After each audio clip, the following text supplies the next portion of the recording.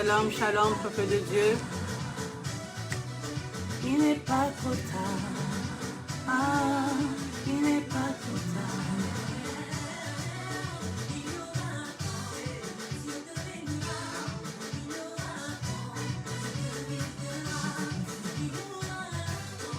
Yes, il y aura un temps. Alléluia. Il y aura un temps. Il y aura un temps. Il y aura un temps. Le temps c'est maintenant.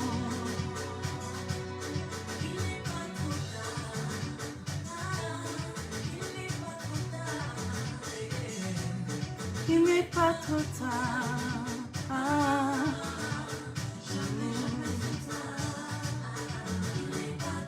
Il n'est pas trop tard. Il n'est pas trop tard. Ah, il n'est pas trop tard.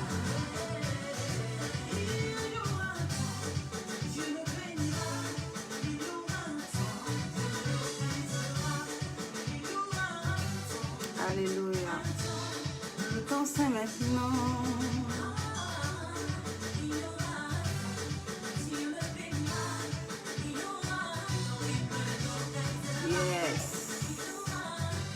Shalom, shalom, peuple de Dieu.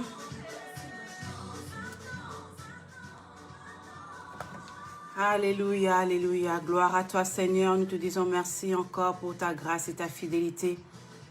Si nous sommes encore là aujourd'hui, ce n'est pas parce que nous sommes meilleurs que les autres, mais c'est par ton amour, c'est par ta bonté, c'est par ta grâce. Nous te disons merci, Seigneur, pour l'opportunité que tu nous donnes encore de pouvoir élever ton Saint-Nom. Je remets ce moment entre tes saintes mains, que toi seul tu viennes encore nous parler, que toi seul tu viennes nous faire du bien et que la gloire, la louange te soit rendue à toi seul dans le nom puissant de Jésus. Nous avons ainsi prié. Amen. Je vous salue au nom de Jésus-Christ.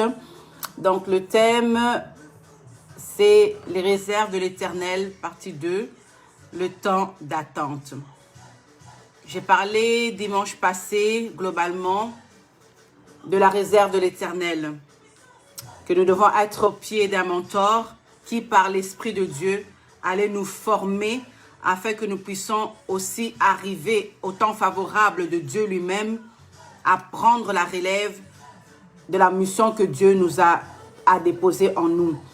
Et j'ai expliqué aussi que ce n'est pas parce qu'on a mis l'onction sur toi, qu'on a prié pour toi, qu'on a prophétisé pour toi, que forcément tu dois rentrer directement dans la mission que Dieu t'a donnée, que tu dois rentrer en fonction directement.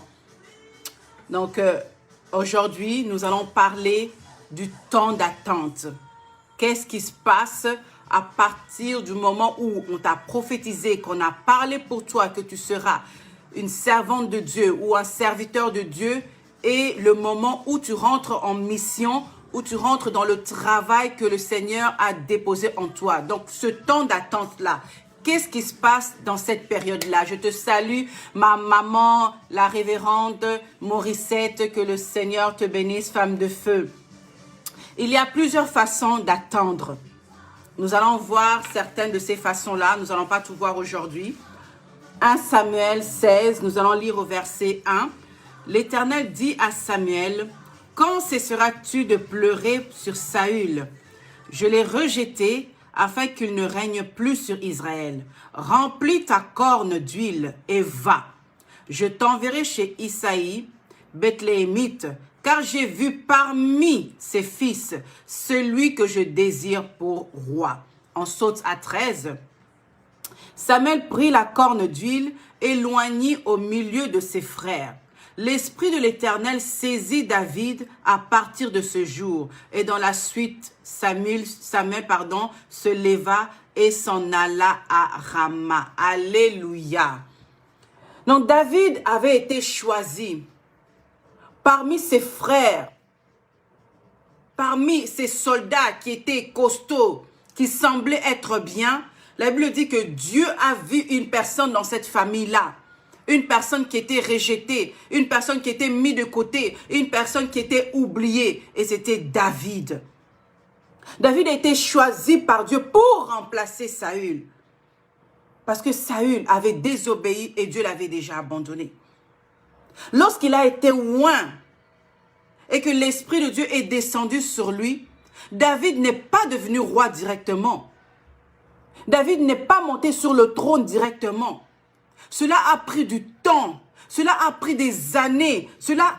Il a fallu que David puisse relever des défis, des combats. David est retourné.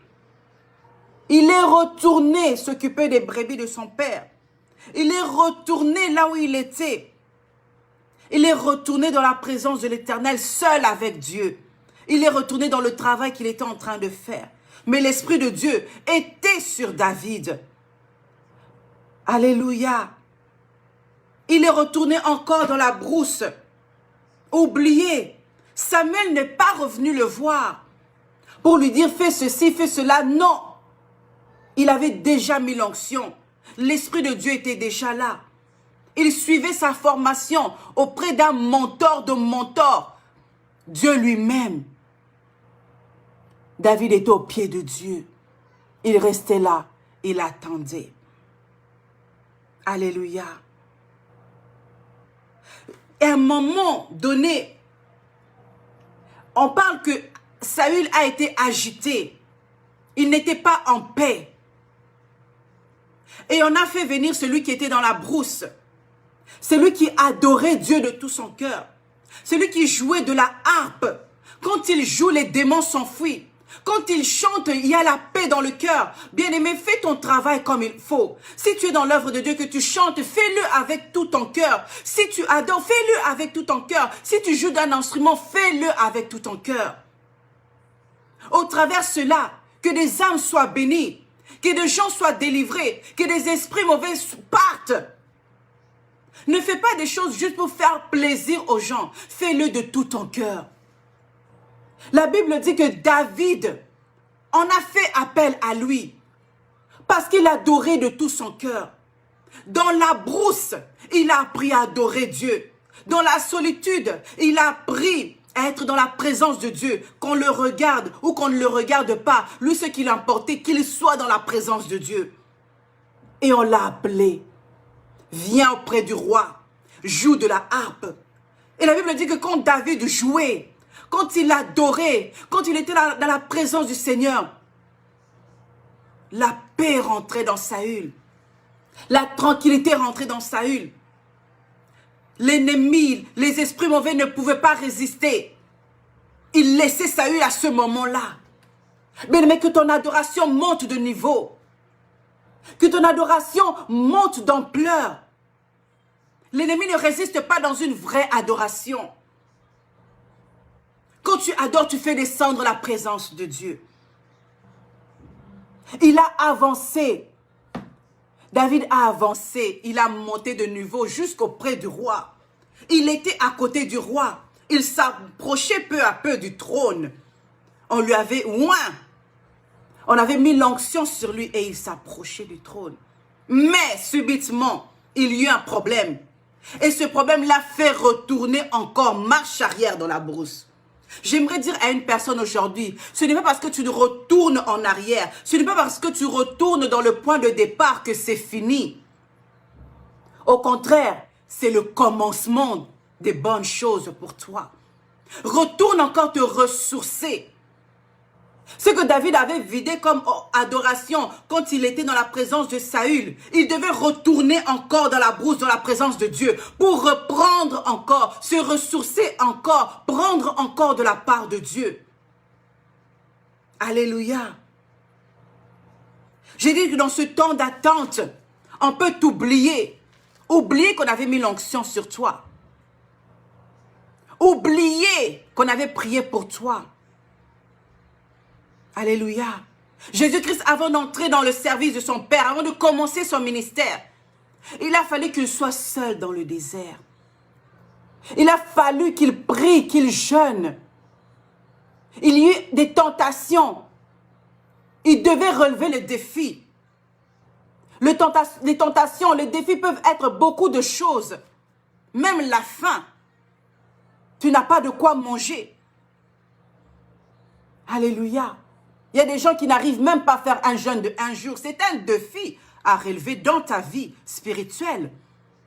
Ne pas céder aux passions de la chair ou du monde, c'est un défi aussi. Mais tu es obligé de passer par ces défis-là. Tu es obligé de relever ces défis afin de grandir. Quand il n'y a pas de défi, tu ne peux pas grandir. Tu ne peux pas grandir sans défi. Je suis désolée de choquer peut-être une personne, mais sans défi, tu ne peux pas grandir. Quand on va à l'école, nous tous, quand on va à l'école, il y a des examens. Tu ne peux pas dire seulement je suis intelligent, Non, tu dois passer par des examens. Ces examens sont des défis aussi pour ta vie. Parce que pour monter à l'autre niveau, tu dois d'abord relever ce défi-là. Alléluia. Pour t'améliorer, tu dois relever les défis de ton caractère, des choses que tu dois laisser aussi en arrière, afin que lorsque tu vas avancer, qu'ils n'avancent pas avec toi, afin que lorsque tu vas monter sur le trône, que ces défis, que ces problèmes, que ces situations ne montent pas avec toi. Les défis nous font grandir, nous font changer de comportement. Tu changes ta façon de parler, où les gens ne te reconnaissent pas. Est-ce que c'est vraiment elle? Elle a changé. David est retourné se ressourcer, parce qu'il y avait un défi qui arrivait dans sa vie. Cela a pris du temps avant que David monte sur le trône. Il devait avoir une préparation spirituelle et physique. Alléluia. En étant seul avec Dieu, David a été capable de relever d'autres défis. Peu importe les défis qui allaient se présenter devant lui, parce qu'il est resté seul avec Dieu, parce qu'il a eu une formation, parce qu'il a appris. Peu importe les défis qui allaient se présenter devant lui, il savait qu'il avait quelqu'un qui était avec lui et qu'il n'était pas seul. Il savait qu'il avait Dieu. Il savait qu'il allait affronter tout cela avec Dieu. Il savait. Il avait la foi. Parce qu'il a suivi une formation, il n'avait pas peur des défis qui pouvaient se présenter devant lui. Alléluia. Quand le défi Goliath est venu devant lui, David n'a pas eu peur. Les autres étaient couchés, les autres étaient à terre, les autres étaient abattus. David avait l'assurance en lui à cause de sa formation dans la brousse, à cause de sa formation dans la solitude. Alléluia. Il a été capable, quand il a vu Goliath, quand il a vu ce défi, David n'est pas retourné en jeûne. Il n'est pas retourné en prière. Il n'a pas demandé à Dieu, est-ce que j'irai ou j'irai pas? David avait l'assurance en lui. Il connaissait ses capacités, bien-aimés, dans la solitude avec Dieu. Les capacités, les choses que tu n'as pas encore vont s'ouvrir. Ils vont venir. Quand tu vas regarder certaines montagnes, tu vas dire, je n'ai pas besoin de prier pour ça. J'ai la foi et l'assurance que quand je dis un mot, cette montagne va quitter devant moi. Alléluia. Tu dois monter de niveau et arriver à un niveau où quand tu pries, les démons s'enfuient. Alléluia. L'onction de Dieu en toi doit te rendre capable de relever les défis. Peu importe la situation. David a senti en lui que ça bouillonnait. L'Esprit de Dieu bouillonnait en lui. Je dois relever ce défi. Vous n'êtes pas capable parce que vous n'avez pas suivi la même formation que moi. Moi, j'ai suivi une autre formation. Et dans la formation que j'ai suivie, je sais que je suis capable de relever ce défi. Mais les soldats dans l'armée, ils suivent une formation. Dans cette formation-là, parce qu'il y a certaines personnes, moi personnellement, je ne sais pas comment tenir une arme. Je ne sais pas comment tirer. On te montre comment tirer. On te montre comment viser. On te montre que tu dois faire ceci. Tu dois te battre comment? Comme ça. Dans ces formations-là, ça te donne l'assurance que même si une personne vient devant toi, tu as reçu une formation de combat afin de ne pas fuir, mais de combattre. Tu regardes dans ton examen, tu dis, mais ce calcul mental est trop facile. C'est trop facile. Pourquoi? Parce que tu t'es préparé. Tu dois avoir une préparation. Alléluia. David a été capable de relever ce défi-là, qui pour lui était facile parce qu'il a suivi une formation. Ta façon de réagir dans le temps d'attente va soit te propulser, soit te freiner ou te faire retourner en arrière. Dans ce temps d'attente, c'est là qu'il y aura la confirmation de ce que tu es vraiment. Il y aura la confirmation de l'onction qui a été déposée sur toi. Parce que s'il y a l'onction sur toi, il doit avoir un changement dans ta vie. Par ta façon de réagir, par ta façon de parler, par ta façon de faire les choses. On verra que oui, c'est vrai. Cette personne a vraiment reçu le Seigneur Jésus dans sa vie. Oui, c'est vrai. Cette personne est vraiment mise à part parce que sa façon d'être n'est plus la même. Alléluia. Joseph a vu que ses frères, que sa famille s'agenouillaient devant lui dans un songe. Mais il n'a pas exactement compris ce que cela veut dire. Et il a parlé. Il a dévoilé. Alléluia. Bien aimé, il y a certaines choses que Dieu peut nous révéler. Ce n'est pas pour dire à tout le monde. Ce n'est pas pour dire à n'importe qui. Apprenons aussi à faire taire notre bouche. À écouter Dieu. Afin qu'il nous explique, qu'il nous fasse comprendre ce que tel rêve veut dire. Parce que tu peux dévoiler un rêve à une personne sans savoir que cette personne va t'attaquer. Ou que c'est cette personne-là qui t'attaque dans ton rêve. La Bible dit que Joseph a dit à ses frères, a dit à sa famille, que vous allez vous agenouiller. J'ai vu telle chose. Et directement, ils étaient fâchés. Au lieu d'être contents, ils étaient fâchés. Qu'est-ce que toi, tu veux nous montrer? Que nous allons nous agenouiller devant toi. Tu es qui? Alléluia. Tu es qui? Nous connaissons cette histoire. Dans son temps d'attente, il y a eu aussi des défis à relever. Alléluia. À partir du rêve qu'il a eu et du moment où il a été couronné, il y a eu un temps d'attente. Joseph a été vendu. Il a été rejeté de sa famille. Personne ne le considérait. Il a été accusé de meurtre. Il a été accusé de vouloir coucher avec la femme de son patron. Il a été mis en prison. Des choses qu'il n'a pas fait, qu'il n'a pas dit. Peut-être que c'est ton cas. Tu es dans un endroit où on t'accuse des choses que tu n'as pas fait. Tu es seul. Tu ne sais pas à qui parler. Bien-aimé, dans son temps d'attente, Joseph n'a jamais renié Dieu. Dans son temps d'attente, il n'a jamais abandonné. Il a continué à croire. Il a continué de faire le bien autour de lui. Il a continué de prier. Quand il s'est retrouvé dans la maison de Potiphar, il pensait peut-être que oui, voilà, ma situation est bien maintenant. Je suis bien maintenant. Mais Dieu regarde et dit non, je te veux au-delà. Ne sois pas confortable là où tu es. Dieu te veut au-delà. Bien-aimé, souviens-toi des promesses que Dieu a déposées dans ta vie. Dieu te veut au-delà. Tant que tu n'as pas encore atteint ce niveau-là, ne sois pas confortable dans ta situation. Alléluia. Dans son temps d'attente, le don que Dieu avait déposé en lui s'est ouvert encore plus. Le don s'est ouvert. Il faut que le don qui est en toi doit croître. Cela doit croître, cela doit grandir.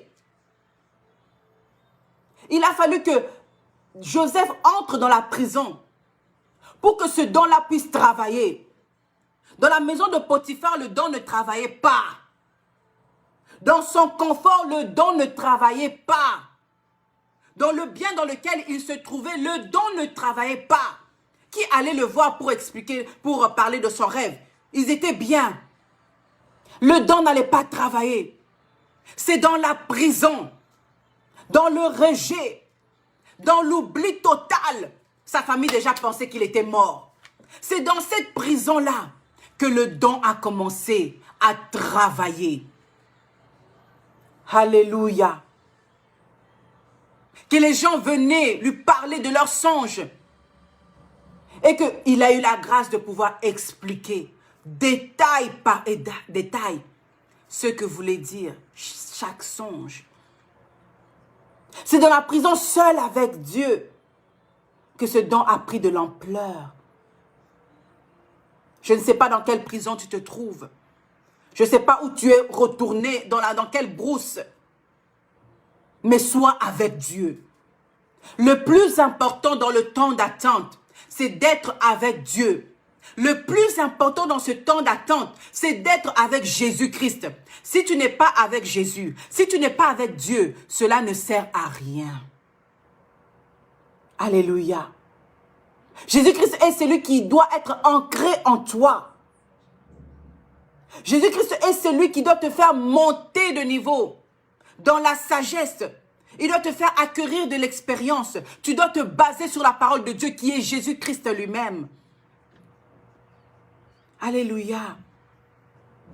Dans ce temps d'attente, tu dois servir Dieu de tout ton cœur, de toute ton âme. Tu ne dois pas reculer ni abandonner. Dans ce temps d'attente, tu dois être patient. Tu dois être armé de foi. Continue à croire que peu importe le temps, peu importe les années, que les promesses que Dieu a dit pour ta vie vont s'accomplir. Alléluia. Perfectionne ce que Dieu a déposé en toi dans ce temps d'attente. Alléluia.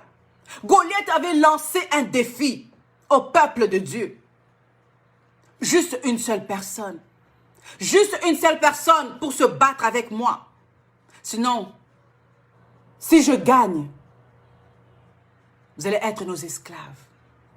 Si vous gagnez, nous serons vos esclaves. Juste une seule personne pour combattre avec moi. Jésus-Christ est celui qui a relevé le défi de l'ennemi. Jésus-Christ est celui qui a relevé le défi de Goliath. Le Goliath qui te retenait. Le Goliath qui te rendait captif. Alléluia. Depuis le commencement, Jésus-Christ a toujours été là. Jésus-Christ a toujours été là. Depuis le commencement, Jésus-Christ avait déjà gagné le combat. Tout le reste n'était qu'une formalité pour toi et moi afin que nous sachions. Mais le combat était déjà gagné d'avance. Alléluia. Quand Goliath a regardé David, il a regardé sa taille. Il était sûr que le combat était gagné d'avance. Mais il ne savait pas qui se trouvait derrière David. Il ne savait pas qui se trouvait dans David. Lui, il regardait la chair. Mais dans le spirituel, David, il n'était pas petit, il était géant. Peu importe la taille que Goliath avait, David dépassait cette taille-là. Alléluia. Jésus-Christ a relevé ce défi de te délivrer, toi et moi. Personne ne pouvait affronter Goliath. Personne ne pouvait affronter l'ennemi.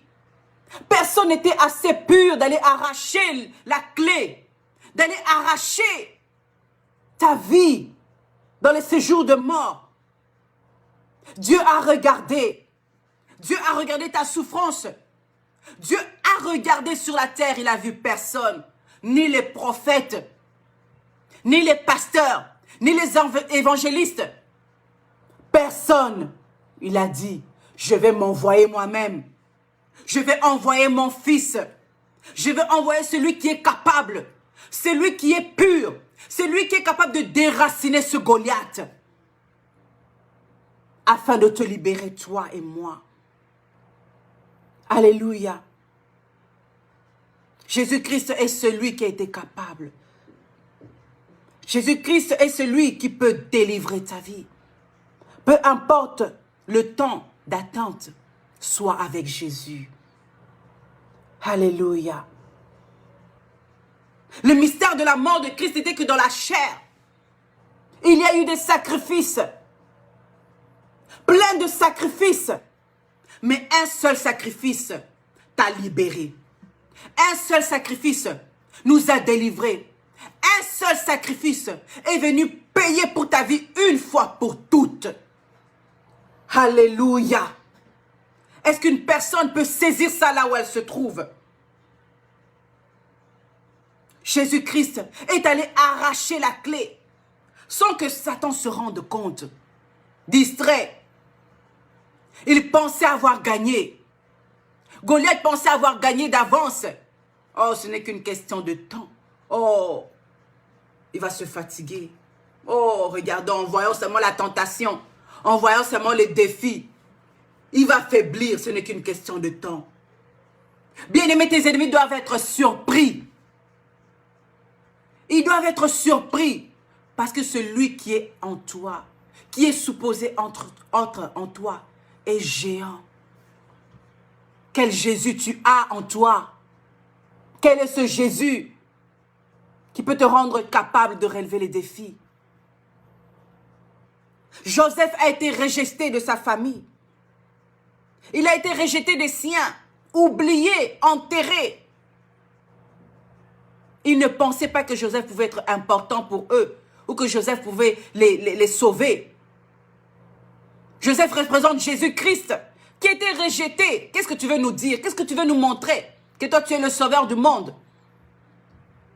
On te voit ici tous les jours ici. Tu es sorti du ventre de Marie. On te voit, on te connaît. On te voit ici faire le travail avec ton père Joseph. Qu'est-ce que tu veux nous montrer? Que c'est toi, celui qui a été choisi. Que c'est toi qui vas sauver l'humanité. Arrête, dis. Arrête. On l'a traité de toutes sortes de noms. On l'a flagellé. Ne sachant pas que tous ces défis, bien aimés, il faut prendre ces choses comme des défis à relever. Ce sont des défis à relever. Quand tu fermes tes oreilles, tu n'écoutes pas. C'est un défi. C'est un défi. Ce n'est pas facile. Surtout pour une personne qui a un caractère fort. On t'insulte, on t'injure, on te lance des pierres. Mais toi, tu restes la bouche fermée. Je ne parle pas. Je ne dis rien. C'est un défi que tu es en train de relever. Tu vois la famine, tu vois la sécheresse, tu ouvres le frigo, il n'y a rien. C'est un défi. Quand tu ouvres le frigo, tu dis, ah, frigo, tu es rempli au nom de Jésus. Il y a le poisson, il y a le pain, il y a le fromage. Il faut savoir alimenter ta foi. Une foi de folie. Alléluia. Toutes ces choses, tous ces défis.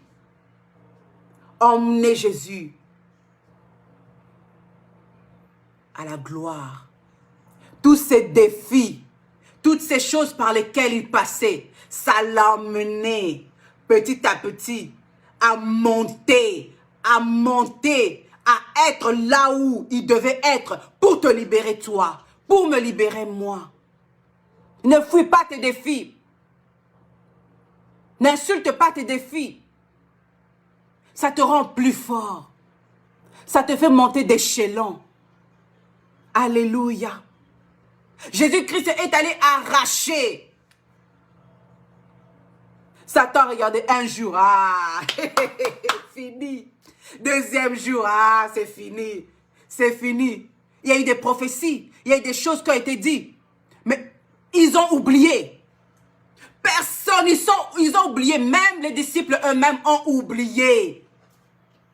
Bien, même toi-même, tu peux oublier ce qui a été dit sur ta vie. Même le prophète qui t'a oint, le pasteur qui t'a oint peut oublier ce qui a été dit sur ta vie. Mais il y a une personne qui n'oublie pas. Il y a une personne qui n'oublie pas ses promesses. Il y a une personne qui n'oublie pas ses paroles. Alléluia. Ils ont oublié que le troisième jour, Christ avait dit qu'il sera ressuscité. Ils étaient dans la peur, dans la crainte. Mais Christ savait, il devait aller jusqu'au bout. Alléluia. Qui est ton Goliath?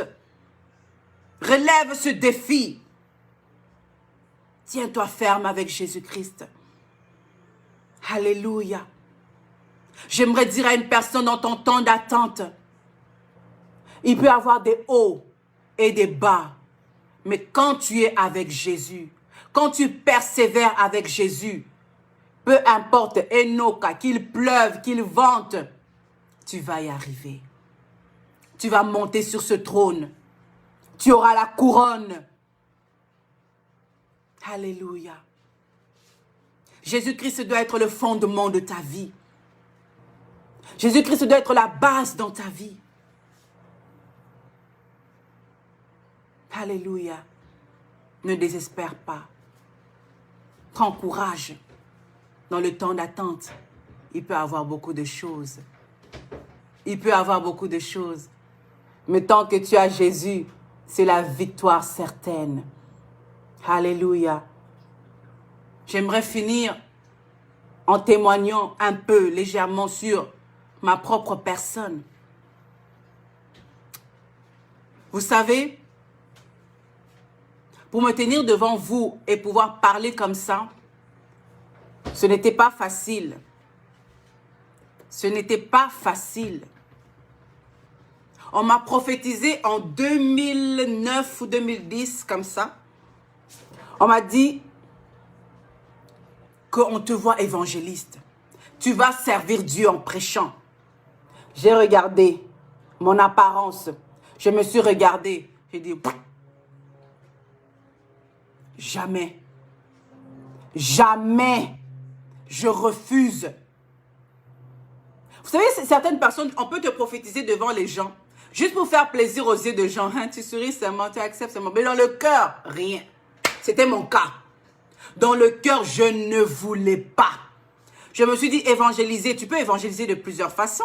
Tu peux évangéliser en chantant, en témoignant. Et comme moi, je chantais, je me suis dit, bon, c'est ça. Ça me va. Je chante, je témoigne, ça me va. Je sers déjà Dieu dans l'intercession, dans la modération. Ça me va. Donc, vos affaires de prédication, là, vos affaires d'évangélisation, là, moi, personnellement, ça ne m'intéresse pas. Vous êtes peut-être trompé de personne. Ou bien vous n'avez pas très bien compris ce que le Seigneur vous a montré. Mais ce n'est pas moi. Et comme mon parent est pasteur, je regardais comment sa vie était, comment sa vie est dans le pastorat, dans cette œuvre. J'ai dit, pardon, moi je vais frapper les gens. Je n'ai pas cette patience. Je suis trop chaud. Je risque de parler mal. Les gens vont fuir, les gens vont parler. Non, je ne peux pas. Je n'ai pas cette patience-là. Une personne qui t'insulte, qui dit, toi, tu regardes ça, moi je dis non. Le nombre de fois que je me suis disputée ou bien que je ne parlais pas aux gens parce qu'il a parlé en mal de mon parent, qu'il a parlé il a dit des choses mal contre mon parent et pourtant on l'avait aidé et pourtant on avait... Vous savez combien d'ennemis je me suis fait dans mon cœur. Et maintenant vous venez me dire que moi je prenne la place, que je devienne évangéliste. Ah, franchement là. Vous me cherchez des problèmes? J'ai déjà des problèmes, des combats dans ma propre vie où je ne me retrouve pas, où je ne suis pas encore arrivé. Et vous venez encore ajouter encore, que tu sois évangéliste. Je dis, come on. Je dis, arrêtez là. Mais certains professeurs, en tout cas, je me suis dit, est-ce qu'ils se sont entendus entre eux? Parce que la prophétie, la parole qui m'a été dite, a été dite, au fait, à quelques jours d'intervalle. Je me suis dit, non, soit ils se sont entendus. C'est pas possible, c'est pas normal, eux. On est dit, on est nangaï.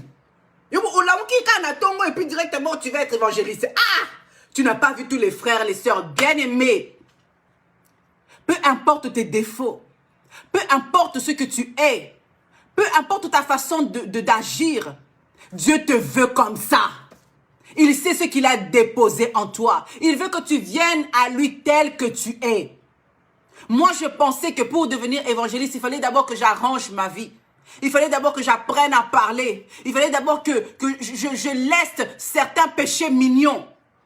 Pour moi, je voyais que les serviteurs de Dieu, ils sont déjà arrivés, ils sont parfaits, ils sont saints, ils ne pêchent pas, ils ont l'assurance, ils ont l'endurance, ils sont capables. Donc quand je regardais tout ça, j'ai dit non. Moi je regarde, j'ai dit, pardon. Moi déjà ma bouche là, je suis trop franc-parler. Tu me dis quelque chose, je réponds directement. Tu as A, moi je suis déjà arrivé à Z. Je dois avoir le dernier mot. Mais tu me dis évangéliste, c'est caca. Pardon, Seigneur, tout mais pas ça. Je vais te chanter encore plus si tu veux, mais pas évangéliste. Alléluia. Alléluia. Je me disais, j'allais dire quoi aux gens? Qu'est-ce que je vais dire aux gens? Qu'est-ce que je vais parler aux gens? Afin qu'ils soient touchés. Je n'ai pas de paroles. Jérémie a dit, Seigneur, je ne sais pas comment parler. Je suis qu'un enfant. J'ai dit à Dieu, je ne sais pas quoi dire. Je ne suis pas encore prête. Je ne suis pas encore prête. Regarde mes combats. Bien aimé, ça m'a pris des années. Ça m'a pris des années. Ça m'a pris d'abord 2 ans avant d'accepter. Et j'ai accepté comment? Parce que tout autour de moi ne marchait plus. Je tournais en rond. Ça ne marchait pas. Les combats ne faisaient que s'accentuer. Jusqu'à ce que je suis retournée en moi-même. Je me suis dit, est-ce que ce n'est pas à cause de ce qu'on m'a dit? Et puis j'ai fui comme Jonas. Ok, je vais accepter. Mais j'ai accepté. Juste pour que les combats diminuent dans ma vie. Juste pour que les situations soient stables dans ma vie. J'ai dit, bon, je vais accepter quand même qu'on mette l'huile sur moi, qu'on prie sur moi. En tant qu'évangéliste, je vais accepter. Et c'est comme ça que j'ai accepté. C'était en 2012 que j'ai accepté qu'on prie pour moi. On a prié pour moi. Mais dans ce temps-là encore, j'étais encore dans mes sentiments, dans mes enjoy, dans mes affaires. Si tu m'appelles même évangéliste, je trouve ça lourd. C'est comme si tu portais une grosse Bible là. C'est comme si, tu vois, il y a certaines personnes, surtout quand on prend les services en commun, tu as peur de porter la Bible.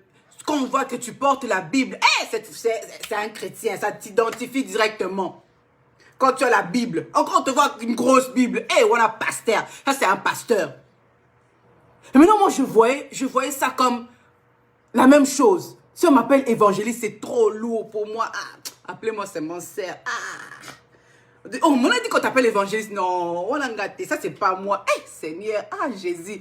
Donc, je trouvais ça tellement lourd. Tellement lourd. Ça m'a pris du temps pour m'habituer. Même aujourd'hui, ça me prend du temps pour m'habituer. Alléluia. Dans le temps d'attente, il peut se passer beaucoup de choses. Dans ce temps d'attente, j'ai bien dit, si tu n'as pas Jésus, si tu ne fais pas les choses avec Jésus, ça peut te freiner, ça peut te stopper, tu es ralenti, tu n'avances pas. Dans mon temps d'attente, je n'étais pas fixée totalement sur Jésus. Dans mon temps d'attente, je n'étais pas totalement en prière. J'étais dans les pleurs, à me plaindre, les combats. Mes yeux étaient tout le temps fixés sur les combats, Je n'osais pas relever les défis. Mais Dieu merci, il était là. Il a toujours été là avec moi. Dans mon temps d'attente, Dieu était là. Il veillait sur moi. Il me gardait. Il me dirigeait. Il me poussait petit à petit. Des fois, quand je regarde la grandeur de Dieu dans ma vie, de tout ce qu'il fait dans ma vie, j'ai les larmes aux yeux. Je me dis, ce Dieu-là m'a choisi. Alors si aujourd'hui je parle et que ça ne me fait rien, qu'on m'écoute pas, je sais en qui j'ai cru. Et je sais dans les étapes, les défis dans lesquels il m'a fait passer. Et je garde mes yeux fixés sur ce Dieu-là. Jusqu'à ce qu'il m'emmène là où il veut que je sois. Dans ces défis, n'attends pas que les gens t'applaudissent. Dans ces défis, n'attends pas que les gens t'encouragent, te disent que tu fais bien, que oui, tu es choisi. Bien aimé, dans ces défis-là, dans ce temps d'attente, Il y a des gens même qui peuvent te dire, est-ce que c'est vrai qu'on t'a prophétisé? Est-ce que c'est vrai que toi, vraiment, tu as été loin? Regarde maintenant la vie de ces pasteurs-là. Est-ce que c'était vraiment des vrais pasteurs? Est-ce que c'était vraiment des vrais prophètes? Dans ces défis, on va te faire douter. Dans ce temps d'attente, toi-même, tu peux même douter de toi. Est-ce que vraiment, Dieu, est-ce que c'est vraiment toi qui avais parlé à travers ces gens? Est-ce que tu m'as vraiment choisi? Si tu m'avais choisi, pourquoi tous ces problèmes? Si tu m'avais choisi, pourquoi je pleure? Bien-aimé, ce sont tes défis. Ce sont tes défis. Ça, c'était ma courte histoire, pour ne pas aller très loin dans les détails. Ça, c'était mes défis, jusqu'à ce que je comprenne. Il y avait un défi, un gros défi. Ça, peut-être que je ferai une autre séance pour ça. Un défi que l'ennemi savait que c'était mon défi, mon péché, mon attachement. C'était mon défi de poids. Bien-aimé, en tout cas, je parle de moi. Il y a certains poids, il y a certaines choses qui peuvent t'arriver dans la vie. Ce n'est pas normal. J'étais arrivé à un tel poids. J'avais un tel masque. Bien-aimé, ça, c'était pas un masque de grossesse. Oui, c'est vrai, j'ai eu mes enfants, j'ai grossi, mais non, ça, c'était pas normal. Et ces choses-là, comme l'ennemi savait que j'étais attachée à ces choses, il a utilisé ça afin de m'empêcher de pouvoir faire l'œuvre de Dieu. Les habits ne me faisaient pas. Tout ce que je portais, j'avais l'air de je me regarde, j'ai dit, ça ne marche pas. Ça ne marche pas. Les gens veulent me regarder, on va se moquer. Donc, c'était vraiment une oppression dans ma tête. J'en parlerai peut-être prochainement. Mais quand j'ai relevé ces défis, j'ai regardé, j'ai dit, pourquoi cela doit m'empêcher de servir Dieu ou d'avancer? Parce que je suis arrivé à plus que 100 kilos, parce que j'ai un masque, j'ai ceci, j'ai cela. J'ai dit, non, Seigneur, non, je dois relever ce défi. Je ne sais pas c'est quel défi dans ta vie qui t'empêche de voir le trône, qui t'empêche de voir la royauté, qui t'empêche de voir devant toi. Mais tu dois relever ce défi-là. Tu dois relever ce défi-là. Alléluia. Dans ce temps d'attente, il a fallu que je me ressource et que je revienne vraiment vers Dieu pour voir ce qui est important, ce qui n'est pas important. Pour voir les gens qui sont importants et les gens qui ne sont pas importants. Quand je parle des gens importants, il y a des gens qui t'emmènent vers la gloire. Et il y a d'autres gens qui te tirent vers le bas afin que tu ne montes pas. Tu dois sélectionner. Dans ce temps d'attente, tu dois apprendre à laisser certaines choses. Bien aimé, moi j'étais championne pour regarder les séries, les films. Si je commence il faut que je termine les livres, les romans, les ceci. J'étais fan de toutes ces choses-là. La façon que toutes ces choses ont quitté de moi, que je ne suis pas attachée à des films. Je ne dis pas que je ne regarde pas les films, je parle de l'attachement. Parce qu'il y a certaines attachements, quand tu regardes, ça te fait passer le temps. Tu n'as pas le temps de lire la Bible, tu n'as pas le temps de répéter, tu n'as pas le temps de te perfectionner, tu n'as pas le temps de prier. Ça t'a pris tout le temps, tu es concentré là-dedans. La façon que le Seigneur a commencé à enlever certaines choses dans mon cœur. Moi, j'étais je ne sais même pas comment appeler ça, au téléphone. Bien-aimé, moi, je sentais même des vibrations. Là où il n'y a pas de vibrations, je regarde le téléphone. Est-ce qu'on m'a appelé? Est-ce qu'on m'a texté? J'étais trop attachée aux gens, à faire plaisir. Tu es attaché à des prophéties, que les gens te disent que tu avances bien. Tu n'es pas sûr de toi. Tu veux seulement qu'on te dise, au travers des prophètes, que oui, le Seigneur t'a choisi. Oui, le Seigneur va faire. Oui, tu vas être une telle personne. Oh, bien-aimé. Bien-aimé. Sois concentré à Dieu au plus important. Bien-aimé, sois concentré dans la parole de Dieu. Dans la parole de Dieu. Ce n'est pas les prophètes. Ce n'est pas les pasteurs qui doivent comment dire, affermir ou mettre ce qui est en toi, que oui, c'est ça. Non, c'est la parole de Dieu. Oui, il y a les promesses. Fie-toi sur la parole de Dieu. Ils ont dit, Samuel a oint. Samuel a dit, après il est parti. Il est parti. Le reste, c'est Dieu. C'est Dieu. Arrêtons de nous attacher tout le temps à chercher. Seigneur, qu'est-ce que tu dis? Parle-moi. Parle-moi même au travers de la prophétesse Déborah. Parle-moi même au travers de la prophétesse Momo. Dis-moi quelque chose, Seigneur. Assure-moi, dis-moi. Bien-aimé, assure-toi de la parole de Dieu. Ces promesses en nous sont oui et amen. Un homme peut dire, mais qu'est-ce que Dieu dit? C'est Dieu qui confirme. Ce n'est pas l'homme. Ils peuvent prier, imposer les mains, mais ce n'est pas eux qui confirment. David a été oint. On a mis l'huile sur lui. Mais la confirmation ne venait pas de Samuel. La confirmation ne venait pas de Samuel. C'était le défi qu'il avait relevé. C'est les choses, les étapes par lesquelles tu passes. Ce que tu dis, ce que tu fais, ta façon de t'habiller, ta façon d'être. C'est ça qui va confirmer si oui ou non, tu es un oint de Dieu. Si oui ou non, tu es une servante de Dieu. La façon que tu es, c'est ça qui va commencer à confirmer aux gens que oui, elle est choisie. Il est choisi. C'est ça, c'est les défis dans ton temps d'attente qui va confirmer qui tu es vraiment. Ce que tu fais qui va le confirmer. Alléluia. Alléluia. Base-toi sur la parole de Dieu qui est Jésus-Christ lui-même. Que Jésus-Christ soit le fondement de ta vie. Que Jésus-Christ t'aide à relever les défis de ta vie.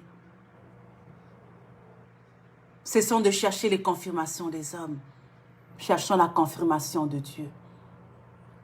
Dans ce temps d'attente, prie, jeûne, chante, lis la Bible, médite.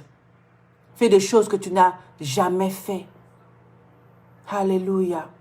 Dans ce temps d'attente, Dieu va te faire du bien. Alléluia. Dans ce temps d'attente, le jour où je vais peut-être témoigner en détail quand Dieu permettra. Dans ce temps d'attente, j'ai vu l'amour de Dieu. J'ai vu la bonté de Dieu. Alléluia. Dans ce temps d'attente, même si la mort vient devant ta porte, même si la maladie entre dans ton corps, il est obligé de sortir. Parce que lui et toi, vous n'avez aucun lien. Bien-aimé, l'un des défis, l'une des choses qu'on a été frappés récemment, le Covid. Mon mari et moi, on a été frappés, les enfants, Covid. Dans le temps d'attente, il peut avoir Covid, 19, 20, 21, whatever. Il peut avoir n'importe quelle maladie. Mais quand tu es de Dieu, tant que Jésus est avec toi, la maladie ne peut pas rester.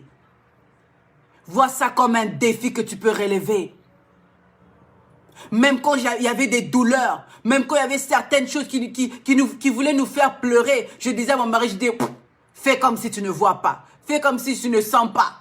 Tu prends les médicaments, je dis, je prends seulement pour prendre les médicaments. Je prends seulement pour prendre. Mais je sais que c'est lui qui est plus que le médicament. Jésus-Christ de Nazareth, il va me guérir. Même s'il reste un petit souffle, continue à invoquer le nom de Jésus. Continue à rappeler à Dieu ses promesses. Seigneur, ce n'est pas moi qui ai dit, c'est toi. Ce n'est pas moi, c'est ta parole. Ce n'est pas moi, c'est toi.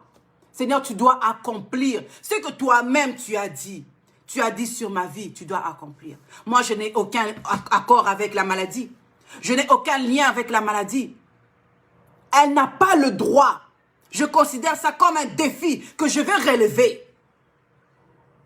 Maladie, éloigne-toi de moi. Covid, éloigne-toi de moi.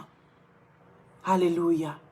Dans ce temps d'attente, peu importe ce qui peut arriver en toi, arme-toi de Jésus-Christ de Nazareth, qui est l'arme la plus redoutable.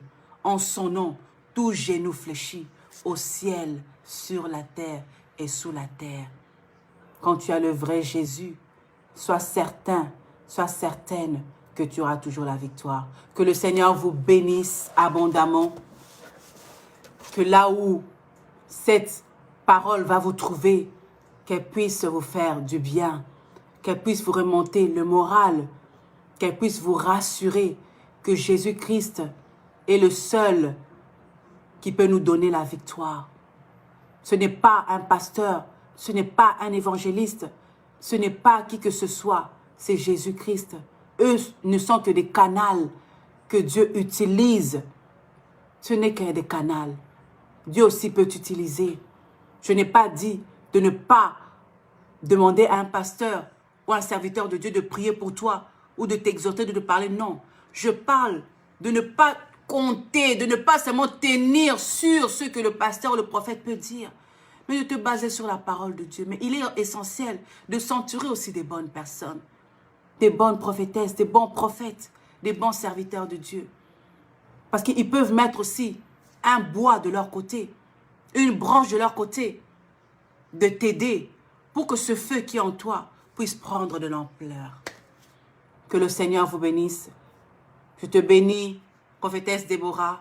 Je te bénis, prophétesse Morissette. Personnellement, je trouve que je suis entourée des bonnes personnes. Nous allons prier au nom de Jésus. Seigneur, je te dis merci. Merci, Seigneur, pour le temps d'attente dans lequel tu nous fais passer. Pour le temps d'attente dans lequel mon frère et ma sœur se trouvent. Merci, Seigneur, pour l'assurance que tu viens, Seigneur, nous donner. Que tu es avec nous. Que même dans le silence, tu es là. Même si tu ne parles pas, tu es là avec nous. Nous te disons merci, Seigneur. Merci, Seigneur, parce qu'avec toi, nous sommes plus que vainqueurs. Merci, Seigneur, parce qu'avec toi, nous allons relever les défis. Nous allons écraser des Goliaths. Merci, Seigneur, parce que tu es avec nous. C'est ça qui importe. Donne-nous la force, Seigneur, de rester en prière, de méditer, d'écouter ta parole, de nous améliorer, d'enlever tout ce qui n'est pas bon en nous. Seigneur, forme-nous, taille-nous dans ce temps d'attente. Donne-nous la forme que tu veux, car c'est toi l'argile. Donne-nous la forme que tu veux, Seigneur. Que tous les mauvais caractères, les mauvaises pensées soient ôtés de nos vies. Donne-nous la forme que tu veux, Seigneur. Dans ce temps d'attente, que nous soyons patients. Peu importe le temps que cela peut prendre. Peu importe les années que cela peut prendre. Que nous soyons patients. Que nous soyons remplis de foi. Parce que, Seigneur, ce que tu dis, tu l'accomplis. Tu n'es point fils de l'homme pour mentir, ni un homme pour te repentir.